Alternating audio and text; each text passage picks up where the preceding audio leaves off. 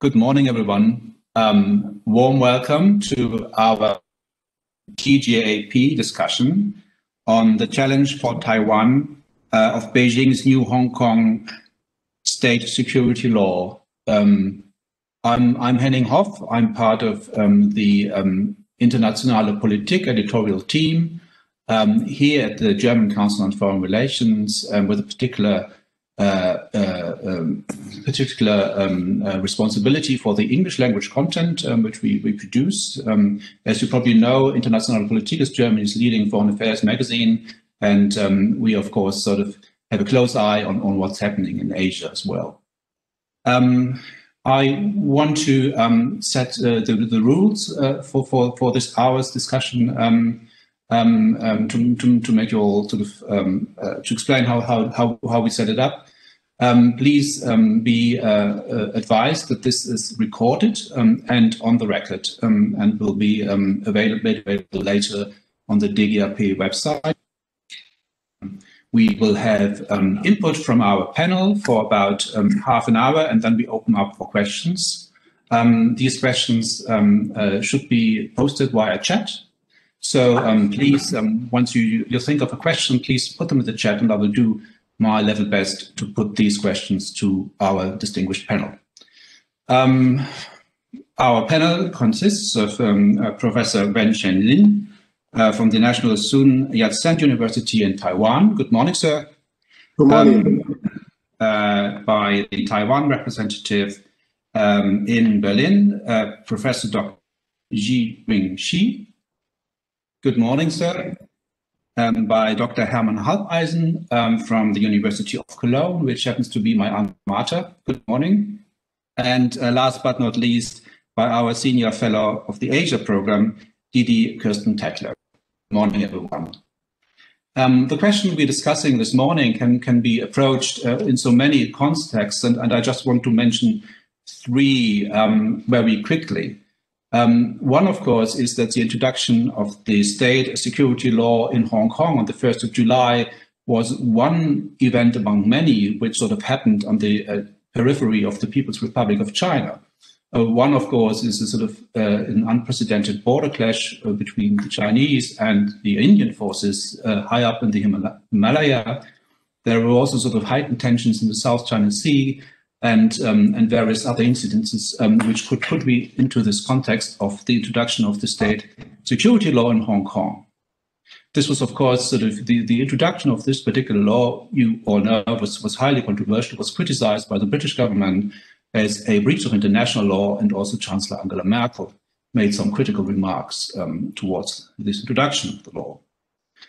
Then, of course, another context which we could see this is sort of the European, or in particular the German response, if that is what it is. The introduction of the new Indo-Pacific guidelines accepted by the German government in September, which sort of puts the whole German policy towards the region in a completely new context. And I think we will hear from all speakers today sort of their views on how, what exactly is the impact of the development in Hong Kong, in particular for Taiwan. So without further ado, I would like to hand it over to Professor Lin for his remarks for about 10 minutes. Thank you. Thank you very much, Mr. Chairman. Good morning, everyone, especially our friends in Germany. I'm Ambassador Che. Several years ago, I promised to Professor Ambassador that I would like to make a trip to Germany to have exchange of views with our German expert, but I was unable to make it. And this year, originally I was planning to go to Germany, but because of COVID-19, I could not make it. I enjoy every visit. My visit to Germany in the past. I think this is a great country, very beautiful, and I'm honored to have this opportunity to join this telecommunication conference with the German Council on Foreign Relations expert, and of course to talk about Hong Kong. We in Taiwan have quite a close observations about the Hong Kong situation, and its impact on Taiwan is quite big. For example, more Hong Kong people, try to seek asylum, political asylum in Taiwan, and the number of Hong Kong immigrants to Taiwan increased dramatically in the past 2 or 3 years. So you can see, the Hong Kong situation really affected Taiwan. So, but I ask myself such a question again and again: why Xi Jinping, insist or is determined to enact such a national security law for Hong Kong? I think China's decision maker realize to enact such a national security law for Hong Kong would be backfire, would backfire, would make Hong Kong people very angry, and international community is also angry. But why? Why China still decided to do it? So I think that I have some answers, but I also would like to have the opinion from our German expert. Why such a timing? Is it good timing or bad timing? The law was enacted on and released on June 30th this year. Some would say that it's not good timing because Xi Jinping, was busy in combating, the COVID-19 pandemic, disease, and so he was busy, but I think it's also good timing because most of the countries in the world were preoccupied with the war to combat COVID-19. Especially United States and Western countries. Those countries care about human rights and democracy. So I think Xi Jinping believes that it's a good timing, to do it because other countries, especially leading democracy in the world, were too busy to pay attention to the situation in Hong Kong, And number two, I think that the purpose Xi Jinping would like to achieve. I think in the first terms, the first 5 years, the first term, the Xi Jinping served as the decision makers in China, from 2012 to 2017. Xi Jinping was lucky, everything went well in his first 5 years. But when he, entered his second term, he was no longer a lucky person. China's economic, slowdown, and he was not doing well about Taiwan, and of course, what happened in Xinjiang, the Uyghurs, to detain more than 1 million Uyghurs, in Xinjiang, already backfired. So, international community was angry. And especially economic situation was not good, as I said, So I think that Xi Jinping is going to pursue the third term in 2020, 2022. The Chinese Communist Party is going to conduct, to hold the 20th Party Congress. And Xi Jinping must convince, the other, elite in China that he has done a great job, so he deserves the third terms. But in fact, nothing goes well. He's nothing to be proud. His colleague can say that you did not do a good job because the economic slowdown, because of the Taiwan issue, and because of the Hong Kong issue, because the anti-extradition movements in Hong Kong and the Uyghur issues, and unemployment rate has been increasing. So I think that Xi Jinping's leadership is strengthened by those issues. So he must assure that he is a strong leader in order to convince his colleague to support him for the third terms. And Hong Kong is a good case for him to show his leadership, his strong leadership, because Hong Kong is regarded as a domestic issue of China, including the United States. Every country, now recognize that, China, owns the sovereignty of Hong Kong. Unlike Taiwan, Taiwan is quite a difference, after 1997, Hong Kong was returned to China by, Great Britain. So international community recognize that, China owns the sovereignties of Hong Kong. So Hong Kong is regarded as a domestic issues of China. So, Beijing believes that it can do anything it wants in Hong Kong, because, Hong Kong belongs to China. And China, Deng Xiaoping in 1984, introduced the one country, two system model for Hong Kong. But I think that the Hong Kong people have quite a misunderstanding about the promise. The promise, of a one country, two system for Hong Kong is not forever, Deng Xiaoping just promised 50 years. And he said if necessary, it can be longer. But one country, two system model is not, is not going to be practiced in Hong Kong forever, And so in the future, Hong Kong and China would practice one system only. One country, one system. Hong Kong and China will be united as one country after 1997, and the two systems are going to be practiced for 50 years. But in the end, there will be one country, one system only, not two systems. So it is not that China, change its system for Hong Kong. It should be, Hong Kong. It should be Hong Kong to change its system for China. When China, the Hong Kong people ask for direct, elections for Hong Kong chief, of course, China cannot tolerate, because the democratic, movement would have strong implications for China. If Hong Kong people can practice real democracy, how about Hong Kong? How about Canton, Shenzhen, or Shanghai? So such impact on China would be very big, So, China does not care, to me, China does not care about the stability in Hong Kong. It does not care about the economic, prosperities compared with the perpetual rule of the Chinese Communist Party in China. That's the most important thing for, the Hong Kong, for the Chinese leaders. And if Hong Kong's democratic development would have negative impact on the perpetual rules of the Chinese Communist Party in China.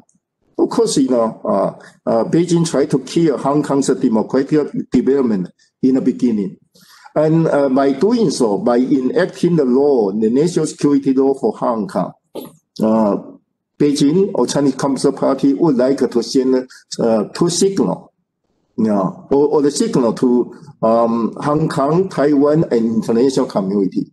To the Hong Kong people, the Chinese Communist Party would like to send such a signal that China would not allow Hong Kong to practice real democracy. And to Taiwan, China would like to tell Taiwan, China would not compromise on the sovereign status of Taiwan.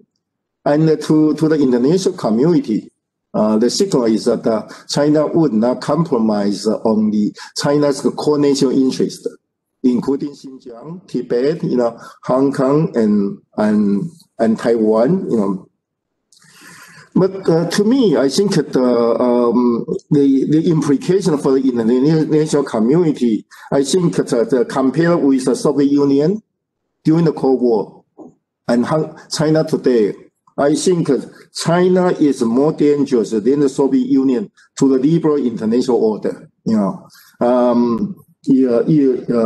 EU government's new guidelines for foreign policy, one of the principles is a rule-based order. And to me, that's a liberal international order, And still during the Cold War, the Soviet Union has never been an economical power. We can say during the Cold War, Soviet Union was just a military power. It was not an economical power. But compared with the Soviet Union, China, today is different. China is an economical power. In 2010s, China already replaced Japan to be, the second largest economy in the world. And according to, an IMF report, China might replace the United States to be the largest economy in the world.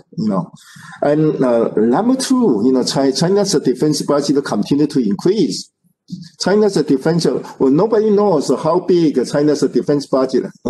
Maybe Xi Jinping does not know how big China's defense budget, but China's defense budget continue to increase every year since 1989, never decrease in the past, three decades, continue to increase, and China has the second largest, defense budget. Second to the United States only, and it will continue to increase, So gradually, China become a very, a strong military power, and China is already an economical power, and China is willing to spend money. The Belt and Road Initiative, the dollar diplomacy, or the so-called debt trade diplomacy. By March 2019. China already signs, agreements with 125, countries for the BRI project. So more and more countries will join China, in the BRI projects, So China will already increase its global influence, and China, if the BRI initiative is or the BRI strategy is so, so successful in the future, China would emerge as the most powerful countries in the Euro-Asia continent. And of course, how to stop, China? I think Joe Biden, the U.S. president elect, I think his idea to cooperate with, like-minded countries and allies of the United States. I think that's very important.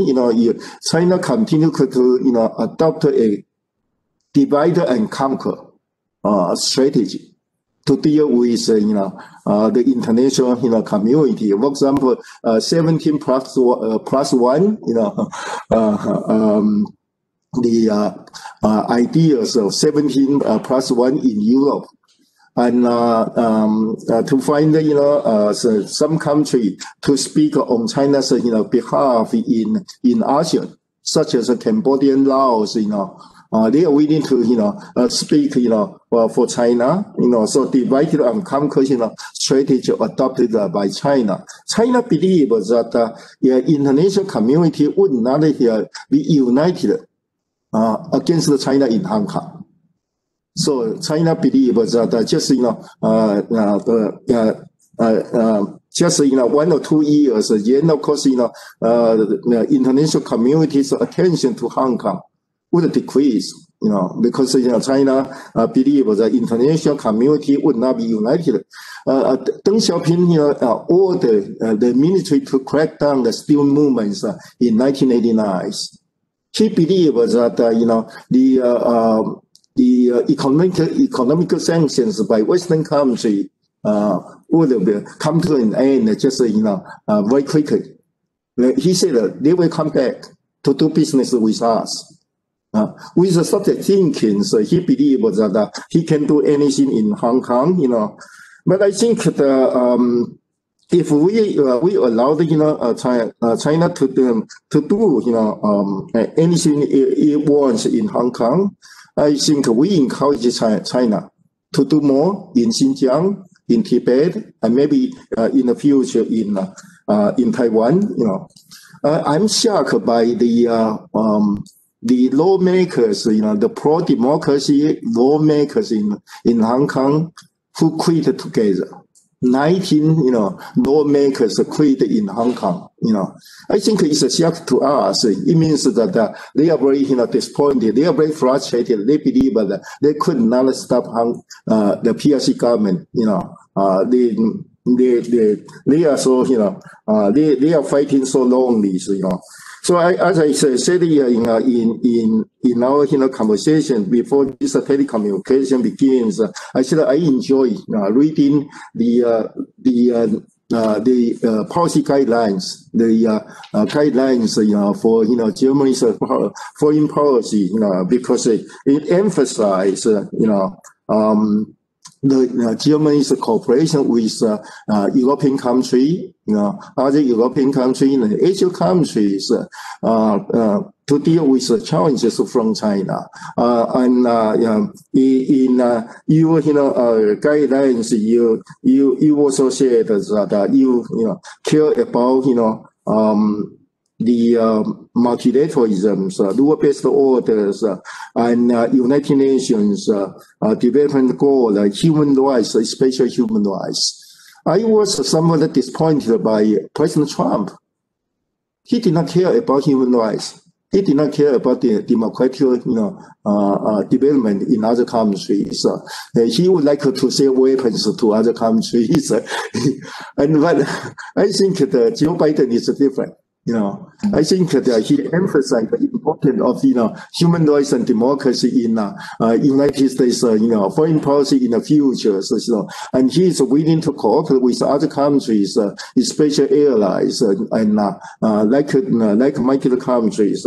But I think that Taiwan and Germany can also work together on a lot of issues. For example, our southbound policies. I think that your country can work with Taiwan, to promote the human rights and democracy, or to work, our two countries work with civil society in Southeast Asia. So we have some advantage in Southeast Asia. So we have a lot of overseas Chinese who has a sense of belonging with Taiwan because they come to study in Taiwan, and our businessmen already work very well in Southeast Asia. So I think that our two countries can work together in Southeast Asia. So I will stop here. Thank you very much.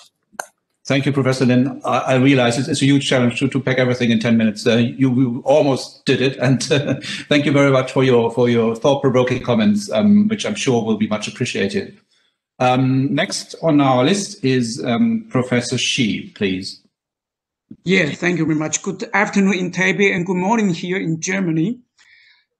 As the representative of Taiwan in Germany, I'm very much pleased as well as honored to have this chance to give a short comment on the subject today, the challenge for Taiwan of Beijing's new Hong Kong state security law. I would say, to start with, the cause of this tragedy happening in Hong Kong is to be seen in the fact that we are facing, there has been a paradigm shift, the paradigm vector, paradigm shift going on in Taiwan and more or less in Hong Kong in the last 15 years under the government of the UK. And China is still underlying national pride, while Taiwan and Hong Kong, we are proud of having democracy and freedom. Since Beijing has designed the so-called motto or slogan, one country, two systems, for both Hong Kong and Taiwan, we Taiwanese feel ourselves not only challenged, but also threatened, watching closely how the CCP undermined the freedom of speech, freedom of press, and finally, the legal system with unprecedented violence through police and secret state security forces. Little by little, the Leviathan wins battle by battle. Out of check and balance, it becomes check and violence. And for those people in Hong Kong who have sensed that they are losing the freedom they have enjoyed, freedom of speech, freedom of press, and so on, they have been put before the choice between let's put it a very radical way to say it, they have been put before the choice between over my dead body, or here's my dead body, over. It is a case of give and take, I would say. I mean, either you give up or you take a chance. And I think most of the Hongkongese people made the choice to take a chance. For Taiwanese, it's a kind of deja vu. For we also have experienced 38 years of martial law, governed by Chiang Kai-shek's party, KMT, from 1949 until 1987. And the new Hong Kong state security law means for Taiwan the bankrupt of the promise one country, two systems. Jiang Zemin was so proud to say to Taiwanese people in the year 1997 when Hong Kong was given over to China. Jiang Zemin said to the Taiwanese people, look, take a good look, Taiwanese people. The model of Hong Kong is going to be the future of Taiwan. With the imposed new Hong Kong state security law, a world of freedom has now been hollowed out completely. Democratically elected lawmakers were turned into troublemakers and excluded out of the parliament overnight, just like that. 22 years after the celebrated return to the fatherland, a precious pearl fell out of the British crown. Then China casted this pearl to swine with pest. You know, I have to think sometimes of Shakespeare, where Juliet could say to Romeo by separating from him, here's what she says to him, parting is such sweet sorrow that I shall say goodnight till it be morrow. 22 years after the unification with China, the Hong Kongese people can only say unification is such a bitter sorrow that I want to say goodbye to the nightmare and horror. The question is, ladies and gentlemen, is there still a chance for the Hong Kongese people to give their nightmare an end? I would say yes, if the word of the freedom, the alliance of freedom and democracy, wouldn't give Hong Kong up by way of sticking together and show China that they, all the countries in the world of freedom, and that includes Germany, France, all the countries in the EU, Japan, US, Australia, and so on, and Taiwan, of course. We have to show China that we are determined and unified to demand from China to comply with the international rules and regulations. That means, as a matter of fact, it should be rule of law and not rule by law. But as for Taiwan, we are not only supporting Hong Kong, actually we are also facing the same fate. For this new Hong Kong state security law reminds us Taiwanese of the national anti-secession law, which Beijing passed in the year 2005 in order to establish a legal framework to punish or even annex Taiwan, should Taiwan declare itself independent officially, or should Beijing regard it for appropriate to take over Taiwan under any situation they dislike. In short, Taiwan have to arm ourselves with defensive weapons like a hedgehog. Personally, I hate it. I don't like it. But if we don't try our best to protect ourselves, if we don't try our best to support Hong Kong, who should support us by defending the invasion of China? Fortunately, the strategic position of Taiwan is to be seen and treated under the concept of the so-called Indo-Pacific Strategic Alliance. And allow me to point out that the Taiwan Relations Act begins, the Taiwan Relations Act in 1979. This Relations Act begins with the following annotation: to help maintain peace, security, and stability in the Western Pacific. I would like to point out, not in Taiwan, not in the Taiwan Strait, but to maintain peace, security, and stability in the Western Pacific. and that was around 40 years ago, 50 years ago, and it complies with, for example, the guidelines to the Indo-Pacific, which has been published and by the German Ministry of Foreign Departments. Today, Hong Kong, tomorrow, Taiwan. And you can imagine how serious we Taiwanese take this new situation with these security roles. In Hong Kong, I'll stop here. They can only survive. They escape the fate of a nightmare with Taiwan's support, with the support, very concrete support of the Western, of EU, of US and American, and so on. We have to support Hong Kong because Taiwan is threatened, because the world of freedom is threatened. Anyway, I'm appealing to the Western world for support for Hong Kong urgently. Don't give Hong Kong up. Just like what the name of this think tank DGAP means. DGAP. DGAP means not only what it means, Deutsche Gesellschaft für Auswärtige Politik, DGAP means in this case also, don't go away, please. Support Hong Kong. Thank you very much. Thank you very much, Professor Xi, for this very sort of individual and sort of literary almost presentation. And of course, we will take this comment very much on board. And I'd like to hand over to Dr. Halbeisen from the University of Cologne, please.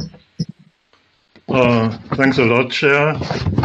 I try, given that I only have 5 minutes, I try to address shortly 3 points. Point 1 would be the impact of the security law on Taiwan. The second point would deal with some of the international consequences and the problem or the possibilities for activity for the German side. And finally, a third point, the economic aspects. I also had a fourth point entitled Demands on Taiwan, but I skipped that in order to not overrun the time slot allotted to me. The impact of the security law on Taiwan.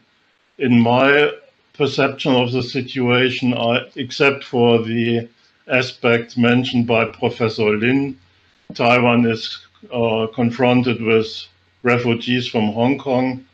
It will be confronted probably with issues of political asylum. In my understanding, the national security law is only one additional demonstration of in a continuous process of tightening the circumstances for Taiwan. The process of a stricter and more tight approach to Taiwan have been obvious for at least 3 years. I think the first major demonstration and the first incident where the growing impact and growing immersion of China into domestic Taiwanese affairs has been the demonstration of sharp power in the so-called 9-in-1 elections in 2018, when the electoral activities were very strongly influenced by a number of Chinese outlets that tried to spread disinformation in domestic politics in Taiwan, and that has continued and is going, quite likely, is going to increase in the future. In the reporting concerning the impact of the national security law and the activities around Taiwan, quite a lot of space has been allotted to the increasing number of military incidents around Taiwan, especially by PLA airplanes surrounding Taiwan. but I don't see that there is an danger of an imminent military action of China towards Taiwan.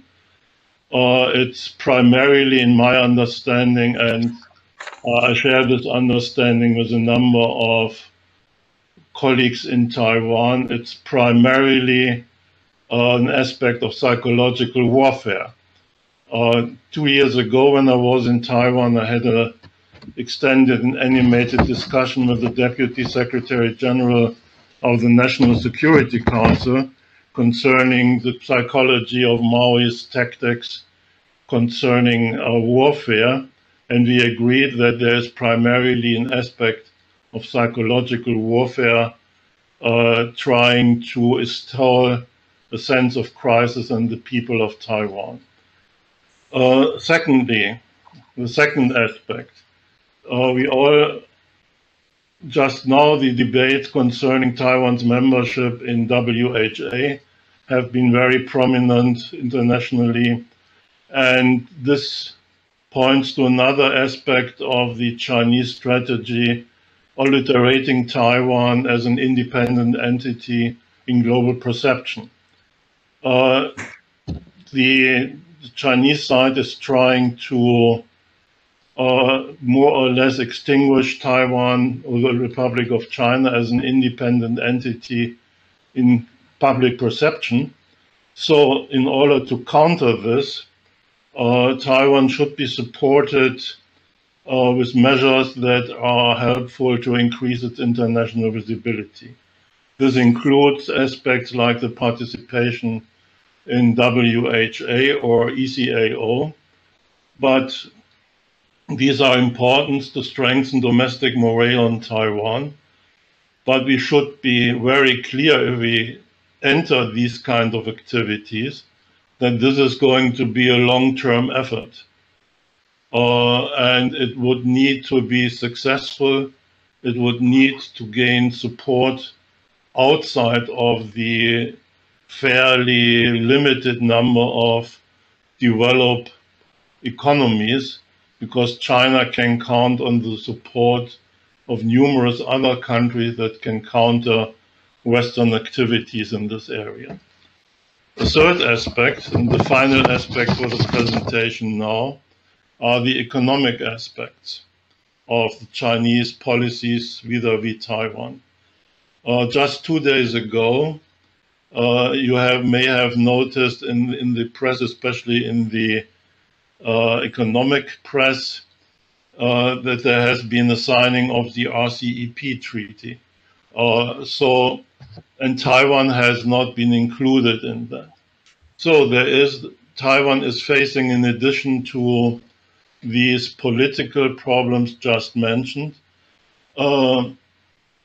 Chinese efforts to include it from regional economic integration processes.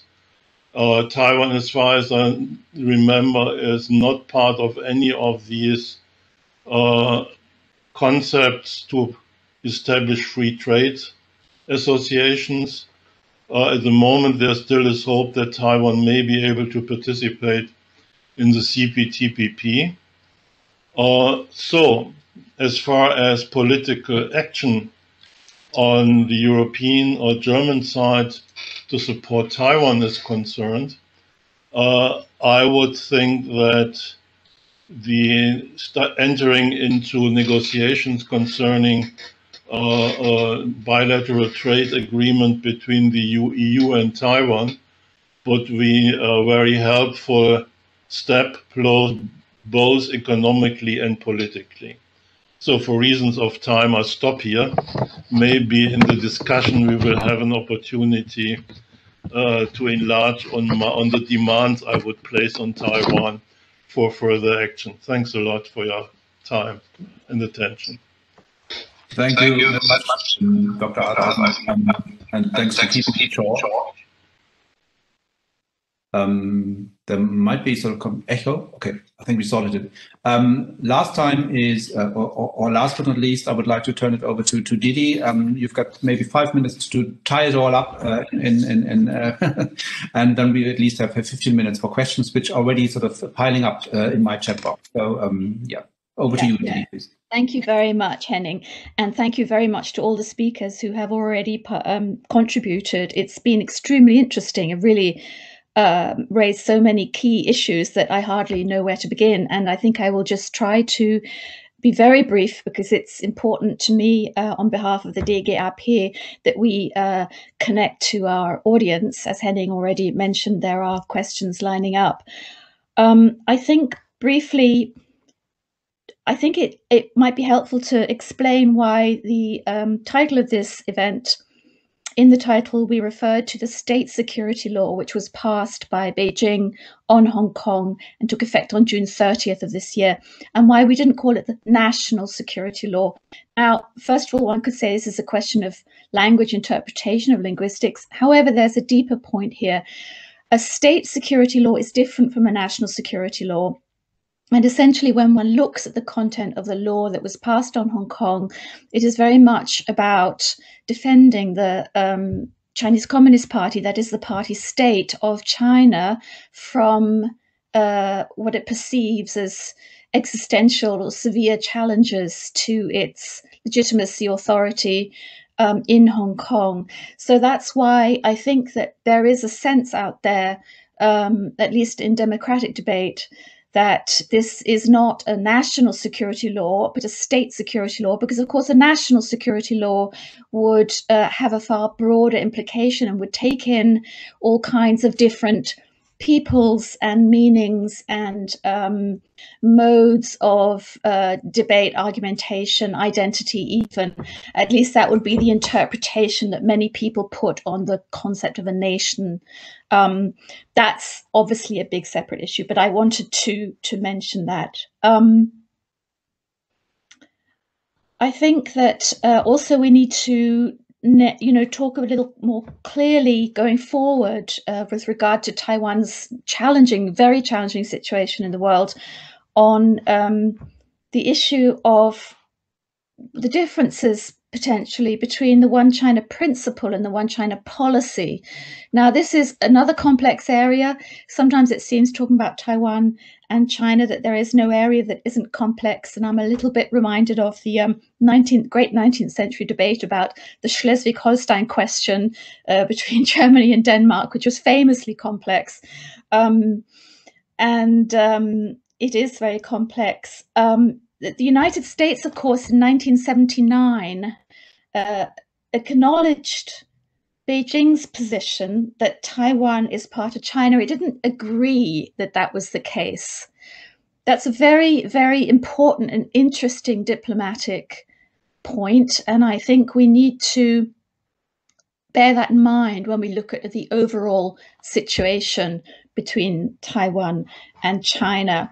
There's another thing that is very important between Hong Kong and Taiwan now, not just the state security law and its impact upon Taiwan, which the others have spoken very ably about, but I think also that Hong Kong and Taiwan, being both Chinese-speaking places of different Chinese languages, different Chinese dialects, however one wants to define those, they also show the world that there are other kinds of Chinese identity. There are other ways of being Chinese, if you like, outside of that way of being Chinese, which is defined by the Communist Party of China, in the mainland of China.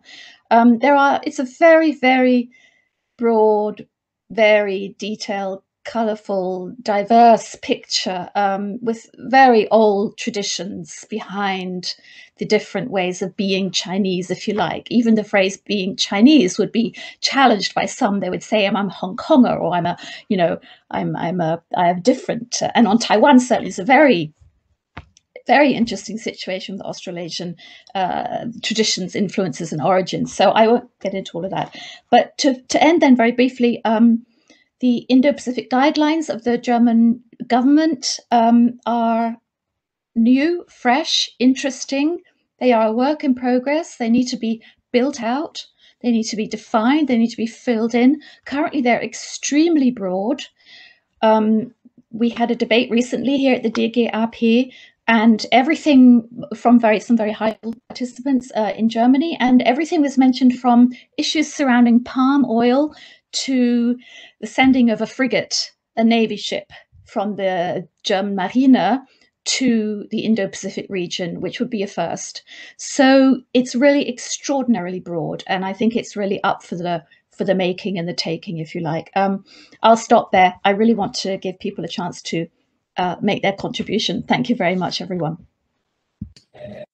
Thank you very much, Didi. We maybe could add that the German approach is maybe meant as a sort of building the groundwork for a European approach, which is also in the making. I think the Dutch sort of only yesterday or the day before actually also published a Indo-Pacific strategy. So this is all coming together, and we are talking about this at a very good moment. The first question I have is by Dr. Stinner, who asks about the stances of the dominant Taiwanese political parties, the Democratic Progressive Party and the Kuomintang. What their stance is on unification. Maybe to our both Taiwanese panelists. What is your take, and is there any political will to approach or to address the question of unification in some way, or is this as we in Germany, when I grew up, thought for a long time, not really a workable idea? Professor Lind first, please. Okay, I think we are divided on the issue of unifications in Taiwan. Of course, DPP is regarded as a party which is pro-independence, and KMT is regarded as a pro-unification party. But the KMT is changing now. Today. Of course, I agree with our German friends. The implication of Hong Kong's national security law, on Taiwan is that one country, two system model is dead in Taiwan. It's a dead issue in Taiwan. Only a very huge percentage of people in Taiwan continue to support the unifications. So KMT, must change its position on the one country, two system. So there was a debate, in KMT that whether the party should, abandon, the 92 consensus principle, or whether they should accept the one country, two system models for unifications. And so I said, even KMT is changing. More and more KMT members argue that they should abandon 92 consensus, and they refuse to accept the one country, two system model for Taiwan. Thank you. Maybe I can make a short remark. As you all know, it's not a secret that the supportive attitude of President Dr. Tsai Ing-wen and her party DPP towards the freedom movement in Hong Kong in the last year has contributed to a certain extent the election victory of success, both in the presidential as well as in the parliamentary election for the DPP, while the candidates of KMT, the presidential candidate as well as the parliamentary candidates, they showed themselves rather reluctant toward what's happening, what was happening in Hong Kong, and that the victory, the election victory at the end of the games, let's say, that shows that all the Taiwanese people, principally, they give much more weight to democracy and freedom, much more than to the so-called unification or reunification. And that's what I quoted at the beginning of my comment. I was talking about paradigm shift. For Taiwanese people, generally, is, let's say it again, democracy and freedom much, much more important than a unification without freedom of speech, freedom to express, freedom to oppress, and so on. So in this case, I do agree with what Professor Lin just said. But if we made a very clear dividing line between the traditional KMT or the new party or the traditional DPP, if we are forced to make a choice, I think the young people especially, and the people who have taken part in the freedom movement in the 70s and 90s against the martial law, against the government of KMT, governing Taiwan with martial law. We don't want to have that time back. Unification in this case means all the nightmare which Taiwanese used to have for nearly 40 years would be repeated. And no way, we would sacrifice our life, our family, our career, and so on, to try to stop this kind of unification. So we can imagine that the Hong Kongese people, they are facing the same situation and they are confronted with the same choice. For quite a lot of Taiwanese people, they would say, let's try to avoid the war. But I think the question is not if we are able to avoid the war. The question is if we don't show our attitude to protect our democracy and freedom, the war will come. So in this case, I'm not so sure. Professor Hab Eisen said it's more or less a psychological warfare what has been going on in the Taiwan Strait over our sky, when a lot of fight jets of China, of the PRA, flew over into the IDSC of Taiwan.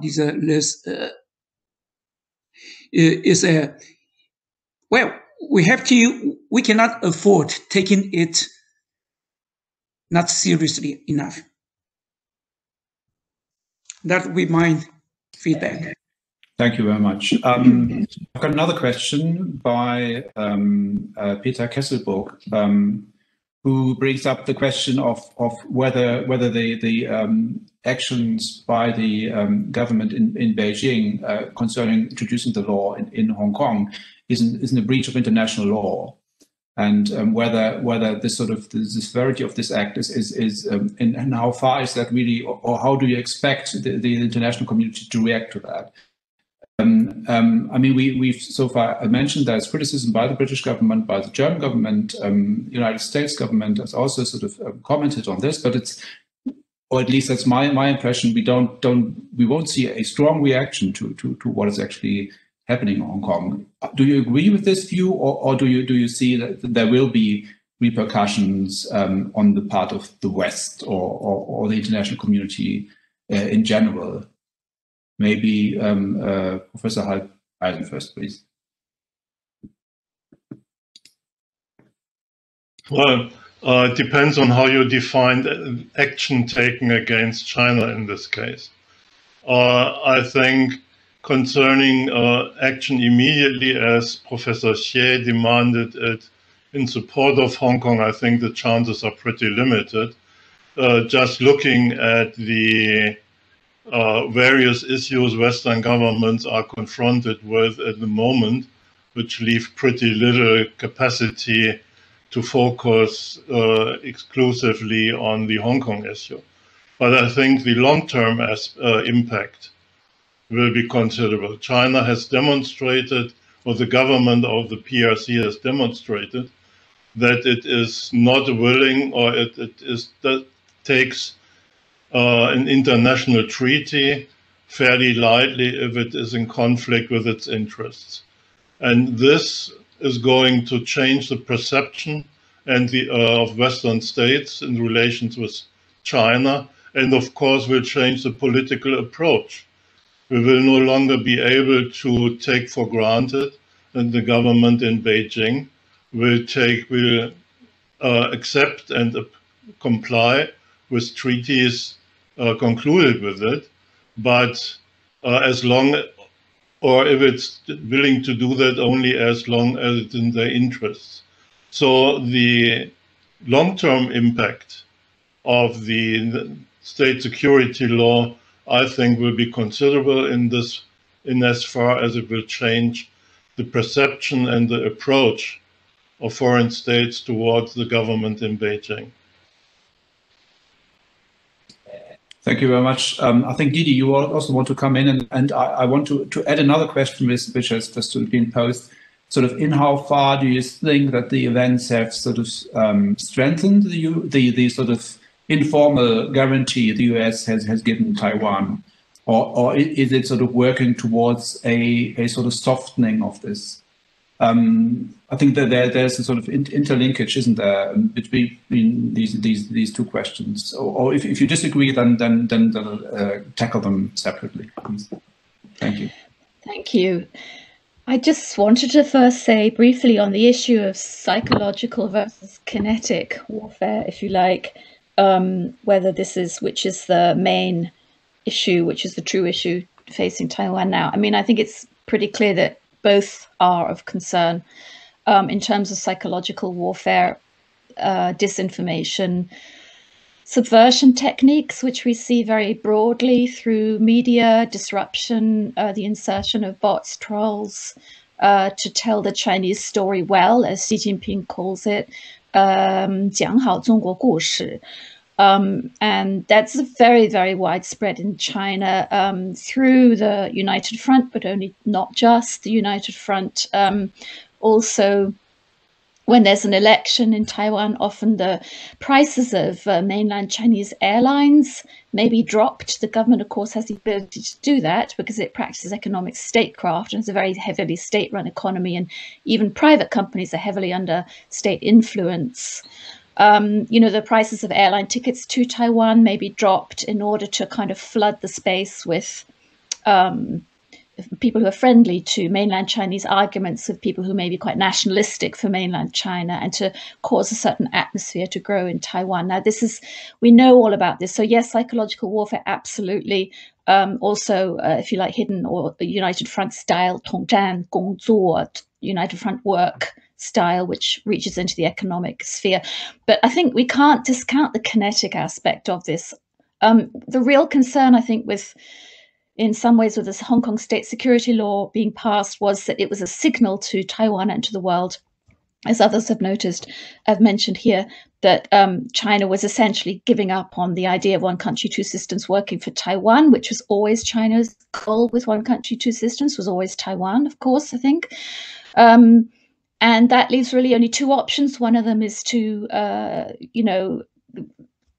reunify, Beijing would say, unify perhaps, some would say in Taiwan, or take Taiwan, others might say, through force, which is the kinetic military option, or through subversion, which would then be a kind of a psychological warfare option. So I think it does present us with very stark choices. On the issue of strengthened informal guarantee or weakening informal guarantee of the United States, well, that's kind of the $1 million question we have right now. And I think under a Biden, we need to wait and see how a Biden-Harris administration positions itself on this.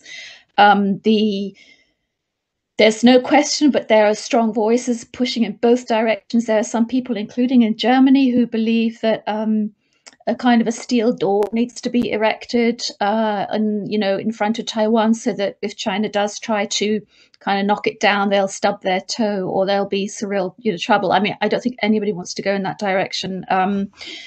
The implications are pretty horrific. There are also voices that say, well, what are we realistically going to do about any of this? Are Western governments prepared to pay the price?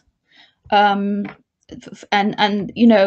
also the idea of militarily taking over Taiwan is kind of bizarre in a sense, because the Communist Party press, for example, Global Times, which non-readers of Chinese can always read the Global Times in English, for example, very helpful, will note that maybe they could seize Taiwan militarily in some ways, but there would be another civil war. We would have another continuation of the military civil war that ended on 1949, essentially, in mainland China. So those are just some thoughts about that. Thank you.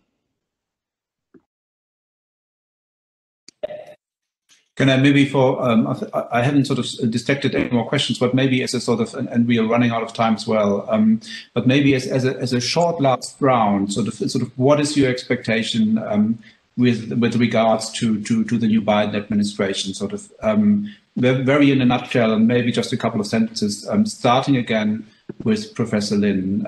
What do you expect from Washington in the next year, say? New U.S. government's position toward cross-trade relations, I think of course they are the same. Something cannot be changed. For example, United States support peace and stability in the Taiwan Strait, and of course the United States refuse to accept a unification by military approaches. And recently, Secretary of State Pompeo said that Taiwan is not a part of China. I also heard our German friend say that the difference between one China principle and one China policy, United States, under the Jordan's leadership, would of course continue to accept one country policy. But the one country policy by the United States that Taiwan is not a part of China, and Joe Biden might be somewhat different from President Trump. He is willing to cooperate with China on some issue, for example, climate changes and non-proliferation issues in North Korea. So I think that within a short period of time after Joe Biden took the powers, I expect that there might be a very short period of honeymoons between the United States and China, and it might encourage China to be soft to Taiwan or to reduce the military threat to Taiwan in order not to encourage Biden to adopt tough position towards China. But the short period of times very short and not very long, because China won't change its position toward Taiwan. The goal that won't be changed. The goal is to unify Taiwan. Thank you. Thank you very much, Professor Xi. Short sentence. Okay, as I reminded at the beginning of my comment, in the Taiwan Relations Act 1979, the first sentence of recent annotation is to help Taiwan to help maintain peace, security, and stability, not in Taiwan, not in the Taiwan Strait, but in the Western Pacific. And the situation we are having now is the peace, security, and stability in Western Pacific, Indo-Pacific has been threatened. And secondly, I would like to point out, I have now the hope of the EU, of Germany, because in my hand, that's the November-December edition of the International Polity of DGAP, of DGAP. And in this edition, there are 5 articles dealing with China, with Hong Kong, and with Taiwan. Is here. NATO bei China, fragile Frieden in der Taiwanstraße, Startpunkte für eine EU-China-Politik und Brief aus Hongkong, und am Ende Chinas Säbelrasseln wird vernehmlich, nicht nur in Hongkong, ein längerer Blick auf Taiwan. So I think the issue is not only about Taiwan conflict in Taiwan Strait. The issue is between the value conflict and military and economic conflict between China and the world of freedom in South China Sea, in Indo-Pacific. I think Taiwan is not a question. Taiwan is an answer. Thank you. Thank you very much also for publicizing our magazine. Thank you. Dr. Halbeisen, please. Yes, very short. I don't think that there is going to be a basic change in the American approach towards China, insofar as the perception that the United States is in a big power, great power conflict with China is a bipartisan issue. So both Republicans and Democrats share this perception. They might differ as far as their choice of instruments is concerned and as far as policies are concerned. But as far as this has relevance for Taiwan, I think much I cherish the opinion of Professor Xie and his continuous stress on value issues. If the competition between the US and China is going to intensify, Taiwan will play an instrumental part in American policy towards China. And there will be demands coming from the US side towards Taiwan, which are results of changing and intensifying American interests. And Taiwan will be confronted with a number of demands, which could be avoided by the government and the people in Taiwan for quite a long time. So it's not just optimism as far as American policy towards Taiwan is concerned, but there's going to come a number of very concrete challenges. Thank you. Thank you very much. And the final words to Didi in this round. Yeah, thank you. I don't like to make predictions. I've learned that they're very hard to make, especially when one has incomplete information, as is always the case with China. It's an untransparent system. We make informed guesses, estimations, and analyses, but we may be missing some things always. So I think it's important to acknowledge that. Having said that, on the issue of the paradigm change that Representative Xie mentioned, I think that, you know, Taiwan is a part of a bigger puzzle, if you like, that needs to be unpicked and put back together, perhaps, in the Western Pacific indeed. And of course, I agree with Professor Halbeisen, some concrete challenges, easily said, hard to do, coming up. And of course, these will involve Japan. We haven't really talked too much about Japan. I suspect that's because there's far too much to talk about on this issue. And I really hope that we can hold more of these events to chew through some of the big issues here. They are truly big. The United States security relationship with Japan. So Taiwan isn't just about Taiwan, if you like. Not that it was ever a question of that. It's about regional issues. And of course, the Indo-Pacific guidelines of the Bundesregierung, of the German federal government, seek to grapple with that somehow, a baby step in the right direction maybe. But I did, before I finish my brief remarks on that, I did want to point to things that participants talked. One of them said, quoted Liu Xiaoming, the Chinese ambassador to the UK, saying the joint declaration is a historic document which has completed its mission, i.e. it's lodged with the United Nations, it's an interstate treaty. I was in Hong Kong in 1997 during the handover. There was no question that it was that. And China now essentially says it's over. So that, of course, points up to another questioner who talked about China's policy, China's practice in the acceptance of United Nations multilateral treaties being, quote, highly eclectic and deliberately ambiguous. So we are deep into international law territory here. And I think that the answer to Mr. Oliver Korf's question is that the West, or the consensus we've been living in for some decades now, in terms of international relations, has been highly normative. I don't think it's recognized the reality and the fact and the nature of the PRC party state system. I don't think it's, and I think that we are in need of other paradigm changes as well in thought, in how we conceive of the rise of China and the challenges posed by it. So I'll, I think it's that there's a lot of information gathering, a lot of analysis, and a lot of talking and doing that needs to take place before I think that we can properly, truly deal with the changing world situation that China, the challenge that China presents to many places, both negative and positive. So I'll stop there. Thank you very much, Henning.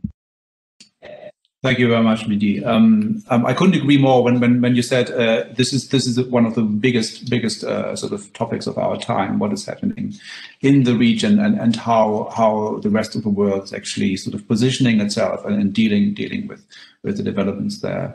So I want to conclude thanking our wonderful panel for a very lively discussion, I thought, and much sort of thought-provoking comments. Thank you very much. Thank you also to our guests today, our audience, for your questions, for your patience. I do apologize. I ran 11 minutes over, but I hope it was worth it. And I hope to see you very soon again at another event at the German Council on Foreign Relations. So thank you and have a good morning, everyone. Thank you. Thank you, everyone. Thank you, everyone. Dankeschön. 谢谢大家。文森兄，谢谢，再见。再见。Thank you. Dankeschön. See you again. allerseits. Yeah.